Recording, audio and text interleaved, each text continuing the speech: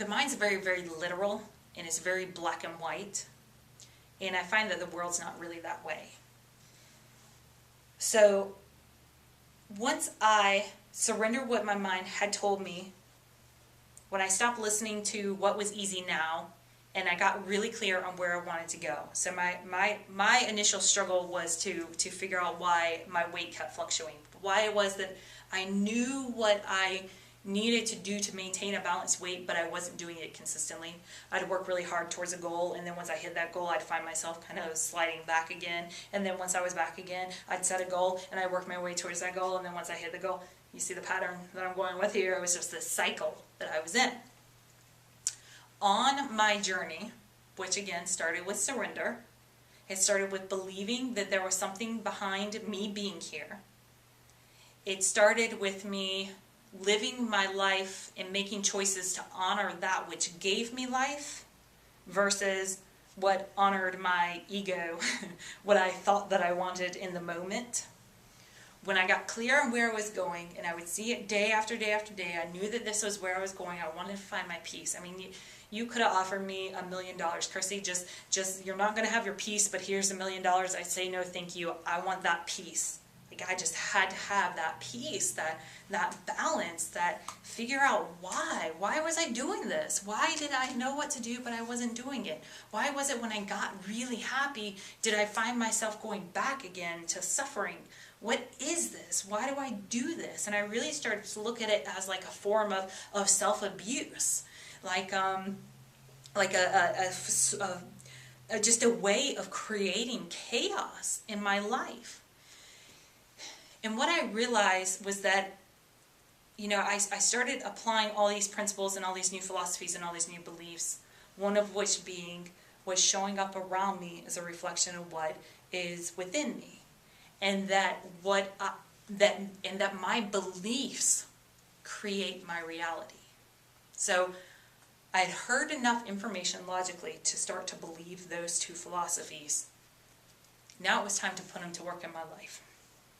So if I believe that my beliefs create my reality, and my reality is showing me chaos with my weight, fluctuating up, fluctuating back, finding happiness and then destroying it again. This wasn't stuff that other people were doing. These are choices that I was making.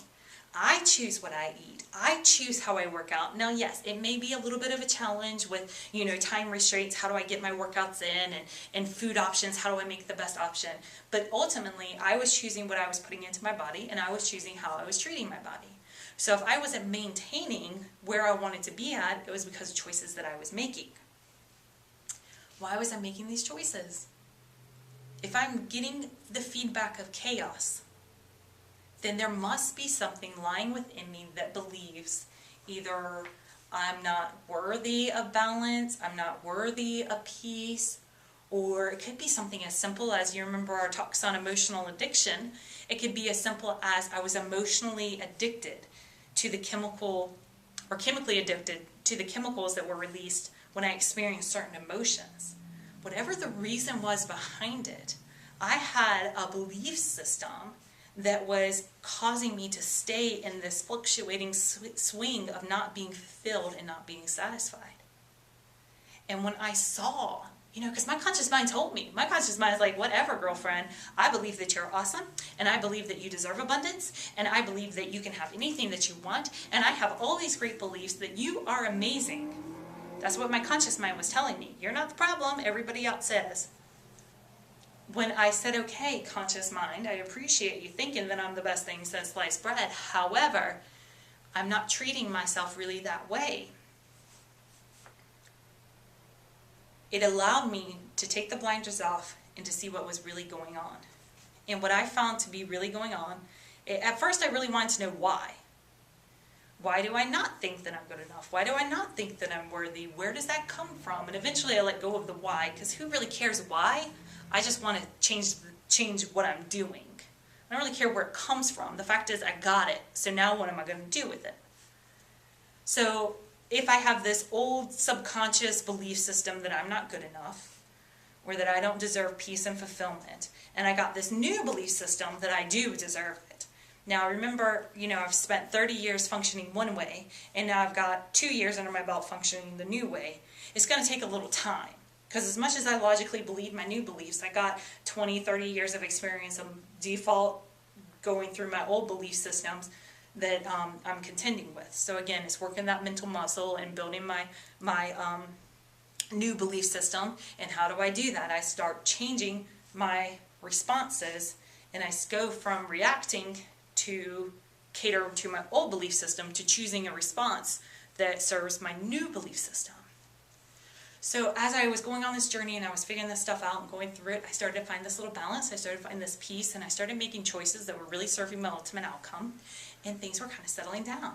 I was looking good. I was feeling good. I was really feeling good from the inside out, because I had lost weight in the past, but I still never really felt that I got that thing that I was looking for. This time, instead of trying to make physical changes to the outside of me, I focused on changing whatever was inside of me that was stopping me from maintaining those outside things. Because again, remember, I believe that my beliefs create my reality. So if I want to change my reality permanently, I got to change my beliefs permanently, or else I'm just going to go right back again.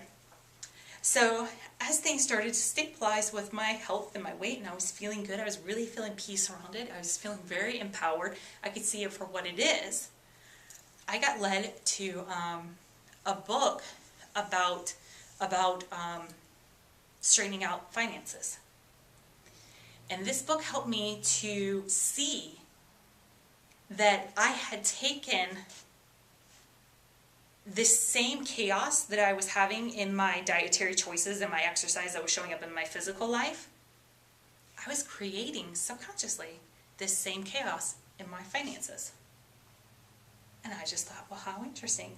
Now that this aspect, my physical aspect, has settled down, it's quiet, it's peaceful, it's what got my attention. I'm grateful for the whole experience, because had I never have suffered like that and gone through that fluctuating back and forth, not only would I not be able to connect so deeply with people that have had that same struggle, but it's a good thing for me to go back to say, okay, you remember how crazy and chaotic and how unsatisfied you were with yourself in this time? Okay, let's not go back there. But I realized that same chaos, now that that's quieted down, it's like it got my attention, I changed things are going good, things are going really happy. All of a sudden, really loud over here was my finances. And I was like, gosh, now that I've taken my blinders off and I see life for what it is, and I've kind of quieted down over here, now my finances are like, hello, we are crazy over here and we need some attention.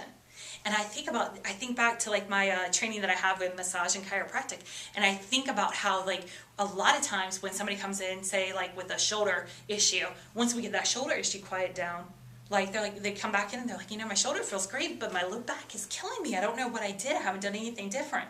Chances are the low back was always an issue. It just couldn't get to, send that signal to the body to let you know that there's a problem. Because the mind said the shoulder's more of an issue. We're going to focus all of our attention here on the shoulder. So once that quieted down, then the body could say, okay, now it's my turn, Now the low back's raising its hand saying, hello, I need some attention too. So that's the same thing that I found happened in my life. I thought taking off my blinders to like how I ate and how I exercised and like the physical side of things, I thought that that's all it was. Little did I know, when I took off the blinders, and when I started getting peace and quiet and calm, serenity here, everything's under control, empowered, then over here it became glaringly obvious that it needed some attention.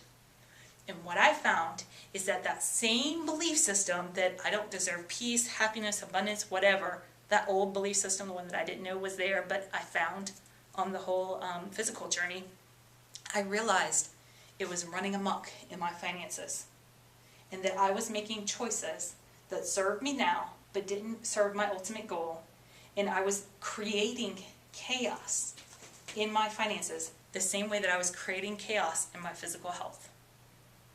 It's the same exact thing. How we do one thing is how we do all things. And I will tell you, when that started quieting down and I started focusing my attention here, what happened next?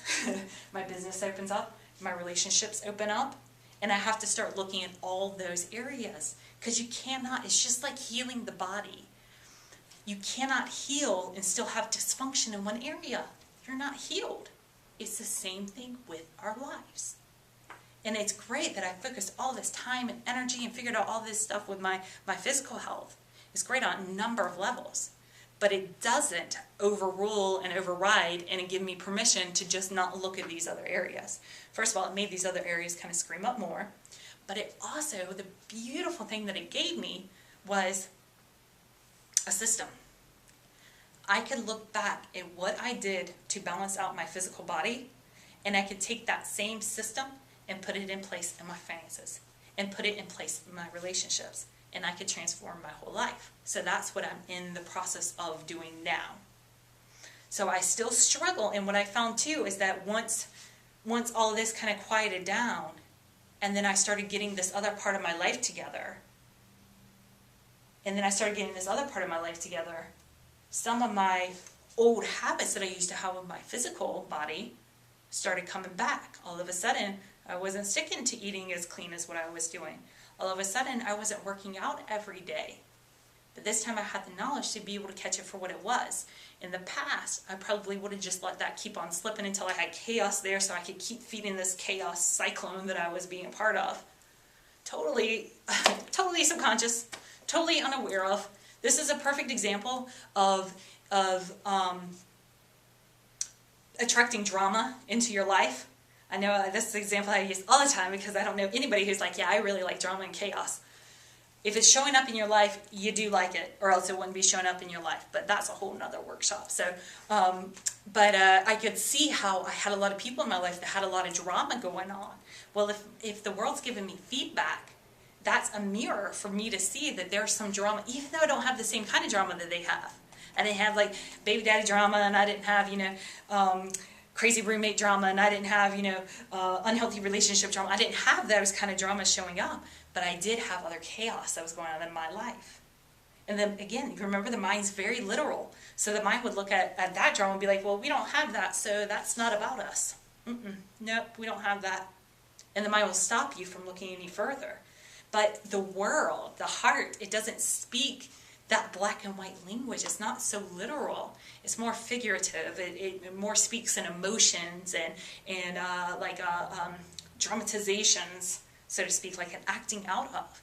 So if you're seeing drama, when I was seeing drama acted out, I didn't realize, because my mind, again, was taking that literal interpretation, that must not be about me, until I realized, wait a minute, now I don't have that kind of drama, but I got other kind of drama.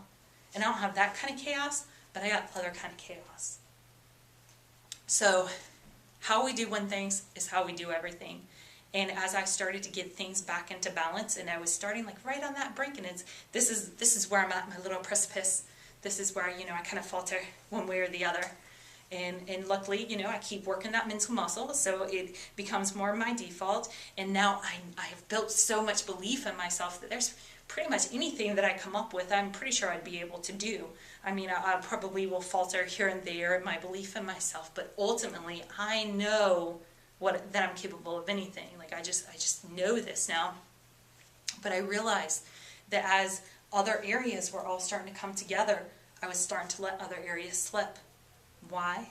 Because that old belief system kept nudging up. Mine's subtle. I don't know about anybody else's. But once I cleared out the obvious, non-serving mental thoughts and voices in my head, these real subtle ones started creeping in. And those are those, deeper layers of the onion that I was talking about that I had to peel through. These other subtle belief systems. And so it's a constant check back in. And now that I see it for what it is, I won't allow myself to slide back into being really overweight or eating really unhealthy for a couple of reasons. One, now I know how it affects me beyond the physical. Now I know how it affects my emotional and my spiritual and, my inspired state is much more difficult to achieve whenever I'm eating a bunch of junk food and not exercising. Not only that, but now I know the only reason this is starting to creep back into my life is because it's serving an old belief system. And since I don't want to ascribe to that belief system anymore, and I really like my new one, I'm just determined. It's just a decision that I've made that I'm going to serve my new one over my old one.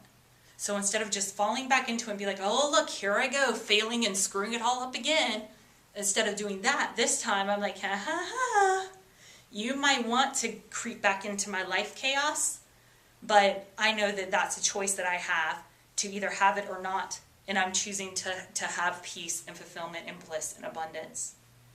And now that I've experienced those emotions, I strive to have that. So the more that I have proved myself to me, the more that I have taken these concepts, these beliefs, these ideas that other people have handed to me and tried them out for myself and gotten my own results and proved to myself that I can do it and that they really work.